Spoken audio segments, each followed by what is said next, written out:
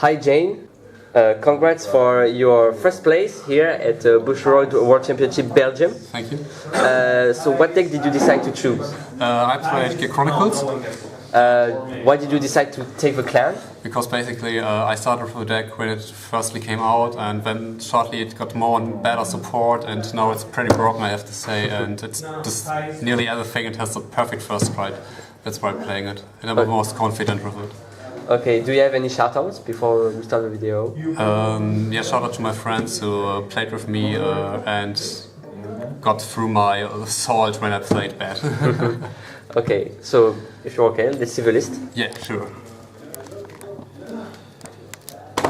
Okay, I'm starting with my grade zeros. Okay, alright. First thing is I play 3 TikTok worker. He basically is the key card of the deck. Time leaps during the battle phase, do all the madam combos, and time leaps be everything in the cards I need, so I can make out of 1 madam and 1 TikTok, I can make the whole combo. Alright. Next up are my triggers. I play 2 draw triggers. Many people play 3, but I'm confident with 2, and the deck draws a lot, and in storm matches like Messiah, you can go out deck out pretty fast, so 2 is enough.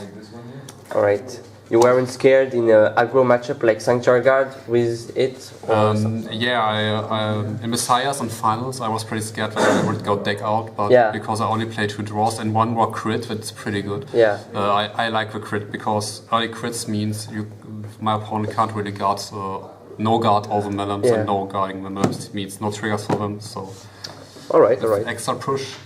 Next up I play another key card of the combo, Overtar the Stand. He basically says when he goes from the field into your bind zone, you put it under your deck, draw 2 cards, and put any card of your hand under your deck, in your deck, and shuffle it. So that's pretty cool because you can filter your deck and put the cards away you don't really want and still plus. And he always time leaps in which is more attacks, and just really cool.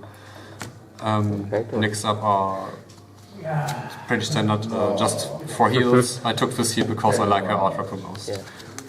And then I have 7 crits in total.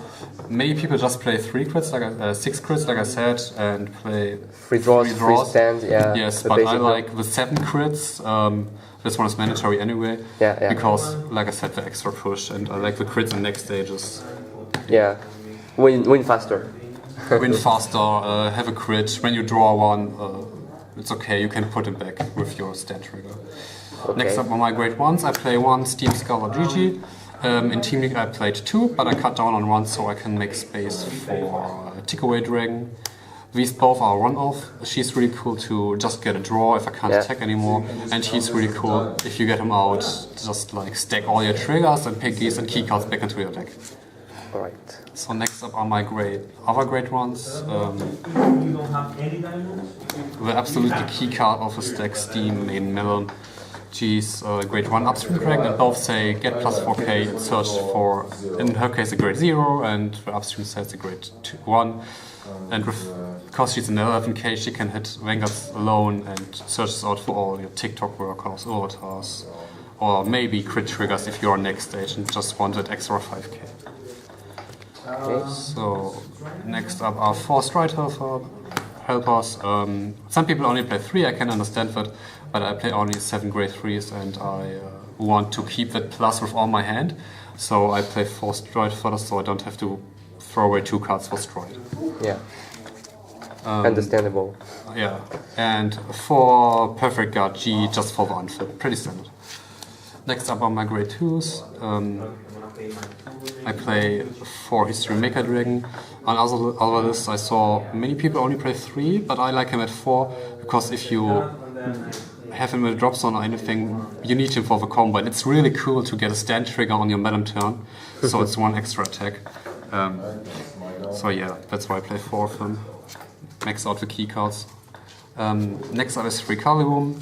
I played 2 before, but before this tournament I made a change so I can play 3, because many decks have really good starters, yes, and it's just super cool to push them away in the early game. And next up, the last grade 2s are 3 upstream dragons. I kicked 1 upstream dragon for 1 Calibum. 4 is better, I would say, because you're most likely having him in the deck, and I don't know why, but I always don't have him in the deck when I'm going to Melem combo him. But this time it worked pretty well. And yeah, 3 Caliburn is better than 2 and 4 upstream, so I just played 3. And I only played 10 grade 3s, grade 2s in total. Many people play 11, but the 11th grade 2 is my takeaway dragon on the grade 1s. So yeah. I see why you need room for TikToks. Yeah, I need room for TikToks and all that stuff. TikToks. So for my grade 3s, I play 1 square 1 dragon. His effect is basically when you call him, you can soul blast 1 and make him a grade 0, and at the end of the turn you can soul charge 1. The main effect here is the grade 0, because if you have enough talk workers, you can like melem into upstream into this, and then this into melem again, and just bonkers. It's really good. You go 1, 2, 3, and then you can come back. Yes. To so. And I did this once in this tournament. It doesn't happen often because you need at least 2 TikToks at the start of a combo. But if it happens and your opponent has to guard all of it, it just takes so much cards away. Next up are 2 Bali. Yeah, basically just 5th and 6th Chronicle. Yeah, consistency. Yeah. And for my last grade 4s, just grade 4. For Chronicle, it's pretty normal. Yeah. So for my G zone, I play. I play 1 Shibris.